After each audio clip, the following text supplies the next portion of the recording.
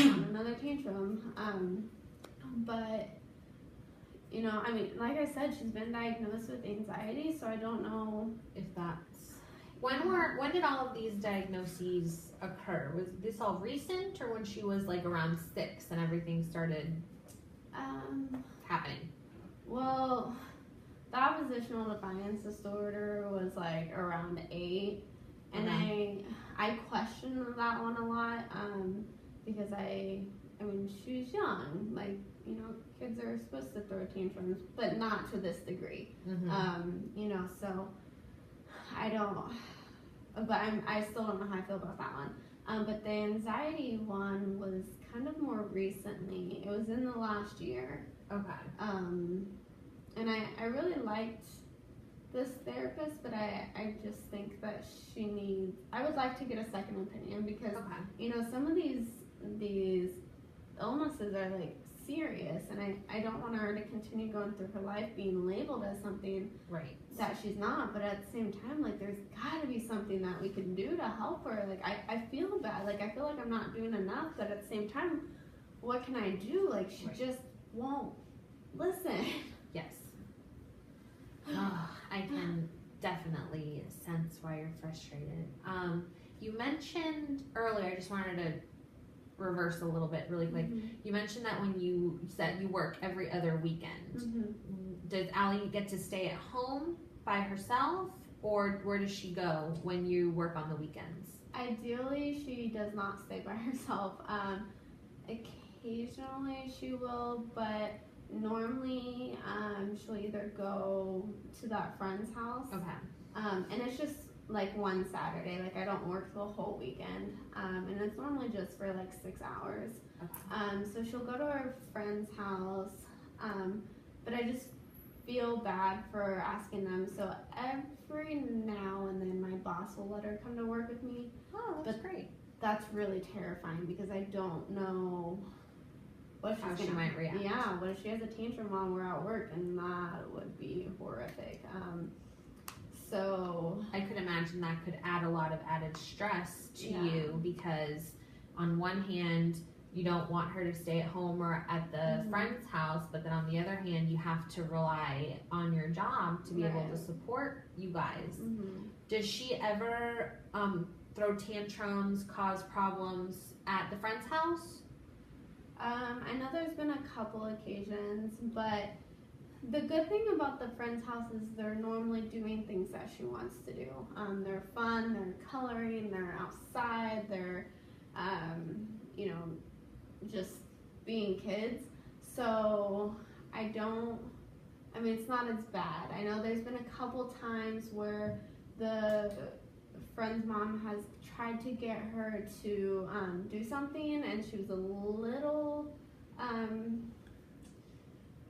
don't want to say like aggressive, but you know, there's a little bit of tension there, and basically the friend's mom just said, you know, Allie, we love having you here, but if you keep acting like this, I'm gonna have to call your mom to come get you. And that seemed to help, and I think other than those 2 times, she's done okay. Okay, that's good. And I'm still worried about you and how your body is reacting to all this added stress. Are you feeling okay? I haven't been feeling the best, so I went to my doctor, and she told me she was worried about my weight, my blood pressure, and then like possibly like pre-diabetes. So that's kind of been really stressful too, because you know, Allie's already been left before by one parent, and it's just me. Like I don't want to like leave her again, you know, like so I can imagine that's like a common fear of single parents, that, and especially one that might not necessarily have a huge support system, because if you're not there, what's going to happen to Allie and how that's going to affect her. But I am really concerned for your health, because like we've covered, you're doing everything that you can do, and you're doing a great job, and you know, Allie seems to be doing well in school, even the little homework issues, and sole provider for this family, and I don't want anything to happen to you. So I really want to continue like following up and making sure that you go to the doctor regularly. When you feel stressed out, which I'm sure is, I can sense a lot of the time, what are some things that you do to like take care of you and self-care? I try to just take myself out of the situation when it gets so bad. So I'll just go into my room and I just try to I'll lay down and I'll try to just relax, and I'll, focus on my breathing a little bit. Every now and then I'll try to go out on like a walk, but I don't want to do that because Allie's just had a huge tantrum and I don't want to leave her at home by herself. So sometimes I read. That's about it. Okay. And you mentioned your doctor's worried that you're pre-diabetic. So have your eating habits changed? Yeah. I will eat a lot more.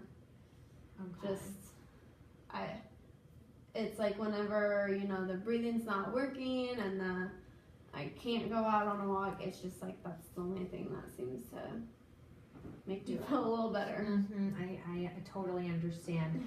Well, I definitely want this relationship to go further and keep growing because I am very concerned about you and Allie and making your guys' home life as peaceful as possible.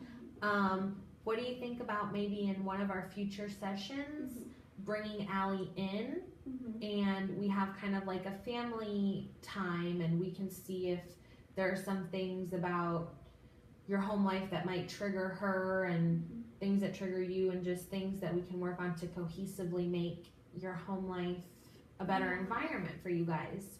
Yeah, I think that'd be a good idea. I don't know how willing Allie will be to come, but I'll try to bring her into your mother. And she sounded receptive to the mom of her friend. Yeah. So maybe even like if she doesn't listen to you, maybe even we could have the mom's friend kind of put it in her ear and it'll work. But I definitely want to keep meeting with you on a weekly basis, and I want to bring your stress level down a little bit more so we can keep you around as long as possible. Okay. All right. All right. That sounds wonderful. Thank you so much. Thank you. I'll see you next week. Okay. Bye.